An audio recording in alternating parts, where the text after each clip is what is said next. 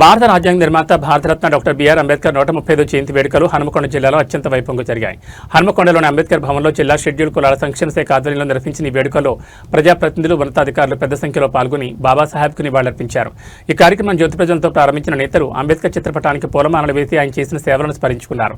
ఈ వేడుకల్లో రాష్ట్ర finance corporation chairman Sirisilla Rajaiah, Warangal MP doctor Kadiyam Kavya, రాష్ట్ర గ్రంథాలయ సంస్థ chairman doctor MD Riyaz, greater Warangal mayor Gundu Sundarani, జిల్లా కలెక్టర్ చాహద్ బాజ్పేయి తదితరులు పాల్గొన్నారు. అనంతరం సిరిసిల్ల రాజయ్య మాట్లాడుతూ అంబేద్కర్ తన రాజ్యాంగం ద్వారా దేశ ప్రజలందరికీ సమాన హక్కులను కల్పించారు. సమాజ నిర్మాణమే ఆయన అంతిమ లక్ష్యమని తెలిపారు. డాక్టర్ కడియం కావ్య మాట్లాడుతూ అంబేద్కర్ ఒక వర్గానికే పరిమితం కాదు, ఆయన అందరివాడు. ముఖ్యంగా మహిళలకు ఓటు హక్కు, విద్యా అవకాశాలు కల్పించడంలో ఆయన పాత్ర వెలకట్టలేదని అన్నారు. డాక్టర్ ఎండి రియాజ్ మాట్లాడుతూ ఎన్నో అవమానాలు, కష్టాలను అధిగమించి దేశానికి దిక్సూచిలా నిలిచారు. కోల్పోయిన హక్కులను తిరిగి పొందేందుకు ఆయన రిజర్వేషన్లను కల్పించారని పేర్కొన్నారు. మేయర్ గుండు సుందరాని మాట్లాడుతూ సామాజిక న్యాయం, సమానత్వం సాధించడమే బాబాసాహెబ్కు మనం ఇచ్చే అసలైన నివాళి. ప్రతి ఒక్కరూ ఆయన చూపిన బాటలో నడవాలని తెలిపారు. కలెక్టర్ చాహద్ బాజ్పేయి మాట్లాడుతూ మన రాజ్యాంగం దేశ ఐక్యతకు బలమైన పునాది. ప్రజాస్వామ్యాన్ని బలోపేతం చేసేందుకు ప్రతి పౌరుడు తన ఓటు హక్కును బాధ్యతగా వినియోగించుకోవాలని అన్నారు. వేడుకల సందర్భంగా వివిధ పోటీల్లో ప్రతిభ కనబర్చిన విద్యార్థులకు అతిథుల చేతుల మీదుగా బహుమతులు అందజేశారు. ఈ కార్యక్రమంలో వివిధ శాఖల అధికారులు, అంగన్వాడీ కార్యకర్తలు, ఆశా వర్కర్లు, ప్రజా సంఘాల ప్రతినిధులు మరియు పట్టణ ప్రజలు పెద్ద సంఖ్యలో పాల్గొని కార్యక్రమాన్ని విజయవంతం చేశారు.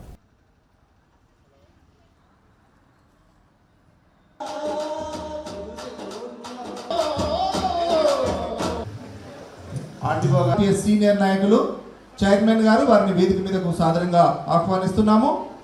గౌరవనీయులు శ్రీ కన్నం సునీల్ గారు, టిఎస్ఎఫ్ స్టేట్ ప్రెసిడెంట్ గా వారిని వేదిక మీదకు సాదరంగా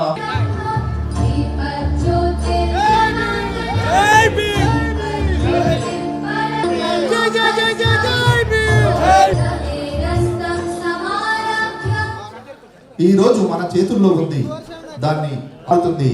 సమాజం మారితే దేశం మారుతుంది. ఒక చిన్న పిల్లవాడి కన్నీటి చుక్కలో వారిని వేదిక అందరూ కూడా లేచి నిలబడి బుద్ధమి ధమ్మం శరణం గచ్ఛామి ద్వితీయంపి ధమ్మం శరణం గచ్ఛామి. పోస్ట్ మెట్రిక్ ఆఫీసర్స్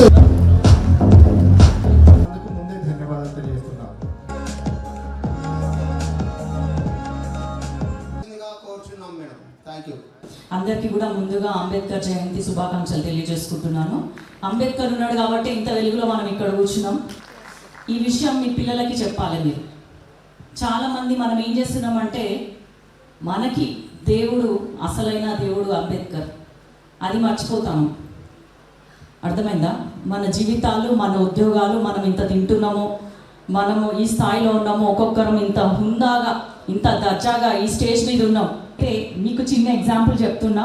ఇప్పుడు మనకి మహిళా బిల్లు రాబోతుంది, కానీ నేను ఒక పార్లమెంట్ సభ్యురాలుగా ఆ బిల్లు ఇప్పటివరకు నా చేతిలోకి రాలేదు. అంటే నేను చదవాలి ఆ బిల్లు. ఒక ప్రవేశపెడుతున్నారు, నేను ఓటు వేయాలి దానికి. అంటే ఆ బిల్లులో అసలు బీజేపీ వాళ్ళు కానీ లేకపోతే సెంట్రల్ గవర్నమెంట్ వాళ్ళు కానీ ఏం పెడుతున్నారు, ఏ వర్గానికి ఎంత రిజర్వేషన్ ఇస్తున్నారు, ఓబీసీ మహిళలకు ఇస్తున్నారా, ఎస్సీ మహిళలకు ఇస్తున్నారా, ఎస్టీ మహిళలకు ఎంత ఇస్తున్నారు, దక్షిణాదిని ఎంత ఇస్తున్నారు, ఉత్తరాదిని ఎంత ఇస్తున్నారు అనేది ఇప్పటివరకు ఏం క్లారిటీ లేదు.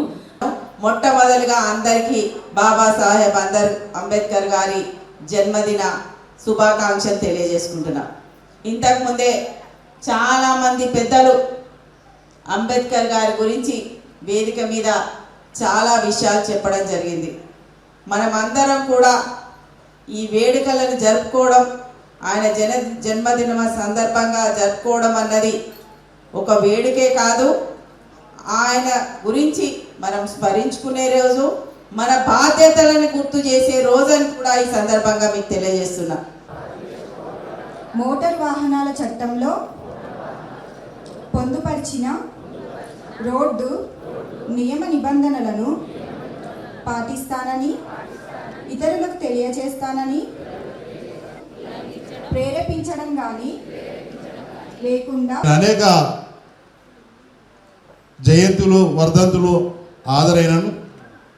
ఈసారి ఒక ప్రత్యేకత గమనిస్తున్నాను. వరంగల్లో చూసినా, ఇటు హనుమకొండలో చూసినా మహిళా మనులు ఎక్కువ మంది వచ్చింది. చాలా సంతోషం, చాలా సంతోషం.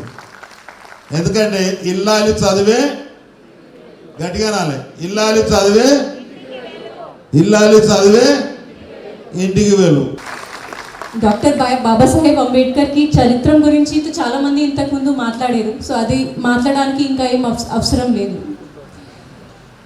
ఒకటే ఇష్యూ గురించి మాట్లాడతాం. ఆయన మన సంవిధాన్ రచయిత. He was the chairman of the drafting committee.